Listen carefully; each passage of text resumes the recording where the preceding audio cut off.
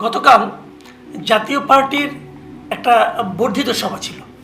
সেই বর্ধিত সভায় জাতীয় পার্টির যিনি চেয়ারম্যান জি.এম. কাদের সাহেব অনেকগুলো কথা বলেছেন এবং সে কথাগুলো থেকে আমাদের দেশের বর্তমান ক্ষমতাসীন যে রাজনৈতিক দল আওয়ামী লীগ তারা কিভাবে গত 7ই জানুয়ারি নির্বাচনে জয়ের জন্য পরিকল্পনা করেছিল, ছক বানিয়েছিল, সে বিষয়গুলো পরিষ্কার হয়ে গেছে। জাতীয় পার্টি কিন্তু সেই নির্বাচনে অংশ নিয়েছিল এবং অংশ নেওয়ার পর জি.এম. কাদের সাহেবের দল এখন জাতীয় সংসদের প্রধান বিরোধী দল। নির্বাচনে যারা অংশ নিয়েছিল তাদের মধ্যে সর্ববৃহৎ দল হওয়ার পরেও জাতীয় পার্টির নেতার মুখের এই সমস্ত কথা শুনলে পরে আপনাদের কাছে হয়তো বর্তমান শাসক দলের ক্যারেক্টারটা একটু বোঝা যাবে। যেমন জি.এম. কাদের সাহেব বলেছেন, উনি প্রথমে বলেছেন যে এই নির্বাচনই গ্রহণযোগ্য হয় নাই, যে গেলেও জাতীয় নির্বাচন গ্রহণযোগ্য হয় না, আমরা গেলেও যা হয়েছে, না গেলেও তাই হতো, আমরা না গেলেও নির্বাচন হতো, জাতীয় পার্টি হতো, যেহেতু সরকারের এমন একটা প্রস্তুতি ছিল। এই হলো তাদের বক্তব্য যে এই নির্বাচন গ্রহণযোগ্য নির্বাচন না। যে নির্বাচনে ওনারাও পাশ করেছেন সেই নির্বাচনকেও ওনারা গ্রহণযোগ্য বলছেন না। আর আওয়ামী লীগ সম্পর্কে উনি বলেছেন যে আওয়ামী লীগ একদলীয় শাসন ব্যবস্থা চালুর চেষ্টা করছে। একদলীয় শাসন মানে একজন সুপ্রিম লিডার থাকবে, তিনি সব কিছুতেই জবাবদিহিতার ঊর্ধ্বে। তিনি ভোট করলে করতে পারেন, না করলে করবেন না। যারা নির্বাচিত হবেন তারা ওনার অনুমতি নিয়ে নির্বাচিত হবেন। মানে জাতীয় সংসদের প্রধান বিরোধী দল, জাতীয় সংসদের মানে আপনার সংখ্যাগরিষ্ঠ দল আওয়ামী লীগ সম্পর্কে এই তার মূল্যায়ন, এবং এই মূল্যায়নকে আপনারা কি বলবেন? যাই হোক, সেটা না, তবে আমি যে বিষয়টা নিয়ে আলোচনা করব আজকে সেই বিষয়টা নিয়ে বলি। জাতীয় পার্টি কেন নির্বাচনে গেল, এই বিষয়ে উনি একটা ব্যাখ্যা দিয়েছেন। উনি বলেছেন যে ডিসেম্বরের 16 তারিখে নাকি উনি জানিয়েছিলেন যে উনি নির্বাচনে যাবেন না, এবং 17 তারিখে যেদিন মনোনয়ন প্রত্যাহারের শেষ দিন ছিল ওই দিন উনি নির্বাচন থেকে সরে যাওয়ার জন্য সম্পূর্ণ প্রস্তুত ছিল। তারপর শুনেন কি বলছে, যে 17 তারিখ নির্বাচন থেকে সরে যাওয়ার জন্য আমি সম্পূর্ণ প্রস্তুত ছিলাম, তারপরে চাপ এলো প্রত্যক্ষ ও পরোক্ষ। প্রত্যক্ষ চাপের কথা বলবো না, আপনারা বুঝে নিন। পরোক্ষ চাপ হলো আমাকে বলা হয়েছিল আপনি নির্বাচনে না গেলেও জাতীয় পার্টি নির্বাচনে থাকবে। তার মানে দু ধরনের চাপের কথা উনি বললেন, যে কারণে উনি নির্বাচনে আসতে বাধ্য হয়েছেন।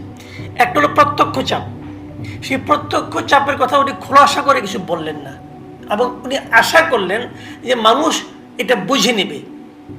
তো আপনারা যারা আপনারা যারা সাধারণ মানুষ, আপনারা কি বুঝতে পেরেছেন কিসের প্রত্যক্ষ চাপ? প্রত্যক্ষ মানে সরাসরি চাপ।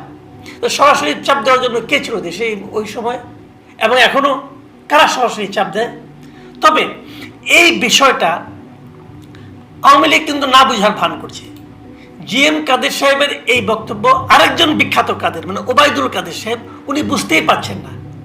ওবায়দুল কাদের সাহেব এই জি.এম. কাদের এই মন্তব্যের প্রেক্ষিতে বলেছেন যে দ্বাদশ জাতীয় নির্বাচনে কোনো বিদেশি দলের প্রভাব ছিল না। মানে জাতীয় পার্টি কোন চাপে নির্বাচনে এসেছে তার দলটিকে পরিষ্কার করতে হবে। মানে উনি বলতে যাচ্ছেন যেহেতু কোনো বিদেশি চাপ ছিল না, অতএব কোনো চাপ ছিল না। তো আমাদের দেশে কি বিদেশি চাপ ছাড়া আর কোনো চাপ থাকে না?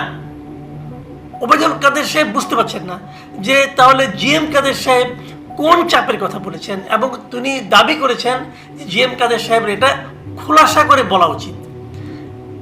আমিও কিন্তু মনে করি জি.এম. কাদের সাহেবের খোলাসা করে বলা উচিত। বলতে ভয়টা কোথায়? উনি যদি আওয়ামী লীগ একদলীয় শাসন কায়েম করতে যাচ্ছে এই ধরনের কথা বলতে পারেন, উনি যদি একজন ডিক্টেটরের কথাও বলতে পারেন, তাহলে চাপের কথা বলতে পারছেন না কেন? তাহলে চাপটা কি আরো পাওয়ারফুল? উনি যাকে ডিক্টেটর বলছেন তার চেয়েও পাওয়ারফুল? সেটা কি? সেটা কিভাবে? সেটা কোন জায়গার থেকে? এগুলো কিন্তু একটা রাজনৈতিক দলের কাছ থেকে আমরা জানতেই চাইতে পারি। আর সেই রাজনৈতিক দলের নেতা যিনি নাকি নিজেই এই নির্বাচনে অংশও নিয়েছেন এবং নির্বাচনটাকে গ্রহণযোগ্যও বলছেন না, তিনি কেন বলতে পারবেন না? দেখুন, কালকে জি.এম. কাদের সাহেব আরেকটা কিন্তু গুরুত্বপূর্ণ কথা বলেছেন। সে কথাটা হলো জনগণের উপর ভরসা রেখে রাজনীতি করতে হবে। তাই রাজনীতি করতে হবে হয় গলায় ফুলের মালা, না হয় ফাঁসির রশি, মানে এই দুটোকে মাথায় রেখে।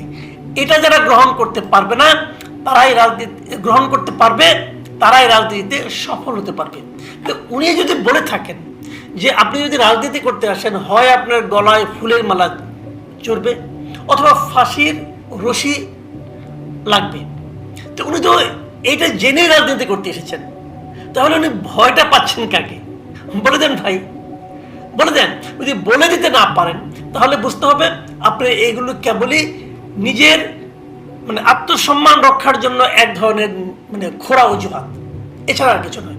আপনার উপরে কি এমন চাপ ছিল যা নাকি ফাঁসির রশির চেয়েও ভয়ঙ্কর? আপনি নিজেই বলছেন যে ফাঁসির রশি মাথায় গলায় যে কোনো সময় লাগবে, এটা জেনে বুঝে মেনেই রাজনীতি করতে হয়। আপনি তো রাজনীতি করছেন এবং একটা দলের রাজনীতি করে সেই দলের নেতৃত্ব দিচ্ছেন, তাহলে আপনি কেন বলতে ভয় পাচ্ছেন?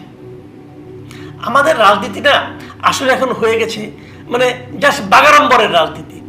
মুখে যা আসলো, যে পরিবেশে যা পেলাম সেটাই বলে গেলাম, বলে এক ধরনের মানুষকে সান্ত্বনা দেওয়া, মানুষকে বোঝানো, আর ধারণা করে নেওয়া যে আমি যেগুলি বললাম এগুলি বোধহয় মানুষ কিছু বুঝতে পারলো না। মানুষকে এত বোকা মনে করার কোনো কারণ নেই। জেএম কাদের সাহেব কেন ইলেকশনে এসেছেন, উনি কেন অজুহাত দিচ্ছেন, এগুলো বলে তো কোনো লাভ নাই। উনি তো বড় বড় কথা বললেন যে ফুলের মালা না হয় ফাঁসির রশি। তো উনি যদি ফাঁসির রশির কথা জানেনি, তাহলে উনি সেই চাপকে সহ্য করতে পারলেন না কেন? প্রত্যক্ষ চাপ, পরোক্ষ চাপ পালেন। হ্যাঁ, একটা কথা ভালো বলেছেন যে পরোক্ষ চাপ যেটা দেওয়া হয়েছিল সেখানে ওনাকে বলা হয়েছিল যে আপনি নির্বাচনে না গেলেও জাতীয় পার্টি নির্বাচনে থাকবে। হ্যাঁ, এটা একটা বড় কথা, এটা কথা সত্য, এটার সঙ্গে আমি একমত যে উনি যদি নির্বাচনে নাও যেতেন তাহলে দেখা যেত যে রওশন এরশাদের নেতৃত্বে কিছু দল ছুটলো, তারা হয়তো জাতীয় পার্টির নাম ধরে নির্বাচনে অংশ নিয়ে ফেলেছে। এটা হতে পারতো, এই যুক্তিটা গ্রহণযোগ্য। কিন্তু তাতে এবার কি ক্ষতি হতো? তাতে এবার কি ক্ষতি হতো? আজকে যেরকম মানুষের ঘৃণা আপনাকেও লক্ষ্য করে হচ্ছে, তখন তো তাদের লক্ষ্য করে হতো। এটা গেল জিএম কাদেরের ব্যাপার। কিন্তু আরেক কাদের, মিস্টার ওবায়দুল কাদের, উনি যে নাটকটা করছেন যে উনি বুঝতেই পারছেন না চাপটা কোত্থেকে আসছে, এটাকে আপনারা কি বলবেন? প্রিয় দর্শক, এই হলো আমাদের রাজনীতি এবং এই হলো আমাদের রাজনীতিবিদদের জ্ঞান এবং অভিনয় ক্ষমতা। আজ এ পর্যন্ত।